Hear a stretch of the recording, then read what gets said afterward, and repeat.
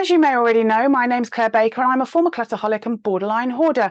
I successfully cleared all my clutter over 20 years ago without the need for an expensive home visit. And I've been helping people around the world do exactly the same ever since, so that they too can know what it's like to live a completely clutter-free life forever.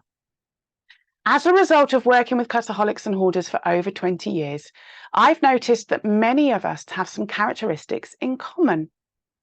One of these is that a lot of us have unsupportive friends and family. Friends and family don't understand why we can't just get rid of everything and start again. And let's be honest, we sometimes wonder that ourselves. Some of us have even tried that already. Friends and family focus on the negatives. They think we should be able to do this quickly and easily, and they pressurize us to make decisions fast. If we're not careful, they can be a significant factor in our giving up habit. Usually it's unintentional on their part. It's their impatience and frustration being expressed in an unhelpful way. Sometimes it can be because they subconsciously notice the shifts in you. They subconsciously notice and respond to your growing confidence, the fact you haven't given up this time when you'd normally have given up by now, the fact you're calmer, more focused, not in a rush to do this.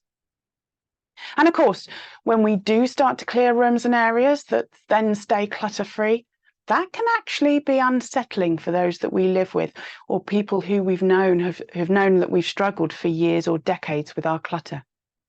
It's a visible sign that things are really changing and are different this time. You haven't just moved it from corner to corner, room to room, or wasted all that time. What they're responding to, without realizing it, is that you're changing from a caterpillar into a butterfly.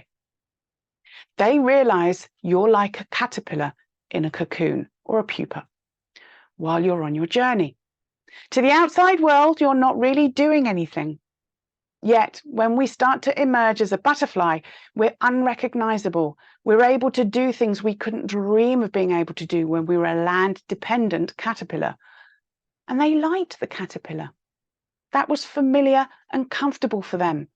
And we understand that because we were comfortable being a caterpillar for many, many years too. But being a butterfly is so much better because you can be land or you can fly. Ultimately, friends and family notice the change. The family may be supportive of what we're doing. They may be cynical and impatient at what we're doing. And they may be downright unsupportive and try to sabotage our journey in multiple ways. So here are 10 ways that we can deal with unsupportive friends and family while we're on our clutter clearing journey, to distract them away from making decisions about the physical clutter that they're not seeing disappear quickly enough according to them. That's assuming that we can't just ignore them while we're on our clutter clearing journey. So first, they can help you with your life timeline exercise by helping you fill in some of the blanks or help with dates so that you can understand yourself and your clutter challenge better. Ultimately, people love to share what they know. Second, they can help you with your rewards. So plan activities with them immediately after doing a clutter clearing session or at the end of a week, a peak, a step end. It might be a meal, a family day out, a phone call. You don't have to tell them why you're doing these things with them, but we know. We can help you with your success gratitude journal. Share with them the successes that you capture and or your scores on the doors each week. Thank them regularly for being something that you are grateful for. They can help you with your worksheet 7s or your motivational mood boards. Ask them to help you create them by sharing their ideas. How do they imagine us living in our home when we're completely clutter-free? They could find images, they could suggest words and phrases, and they could suggest what they would like to do more of with us.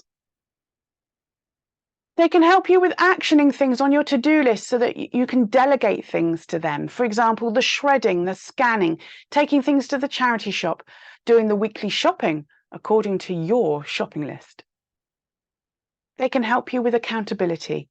Ask them if you can call them when you've done a clutter clearing session, and then in that call you'll tell them what you've done or learnt. Treat it a bit like a private clutter clearing session or a weekly Wednesday. They can help you by tracking your progress. This is linked with accountability. They can keep track of how long you spend and how often you spend your time working on your clutter clearing journey. Make sure that they understand the 30-10-2 rule before they do this. Finally, they could help you organize a clutter-free reveal party. Invite them when you're clutter-free. Stand back and enjoy the looks on their faces that when you reveal your clutter-free home. I've been invited to cut the ribbon at clients' front doors for their clutter-free reveal parties more than once. Practical help. They could help with that as you start to clear rooms and areas. So they could find recommendations, tradespeople. You could even ask them to manage any DIY or maintenance projects for you. Finally, you could simply thank them for their patience, even though you know the journey doesn't make sense to them. Explain that having a blitz causes you panic and anxiety. Explain that you're going at a safe pace. You will clear it, and this time forever, if they just trust that you have the support that you need to succeed. If you have unsupportive friends and family and you know you need regular support so that you can clear your clutter, click on the link with this video and find out how I can help support you so that you can achieve your clutter-free goal and life.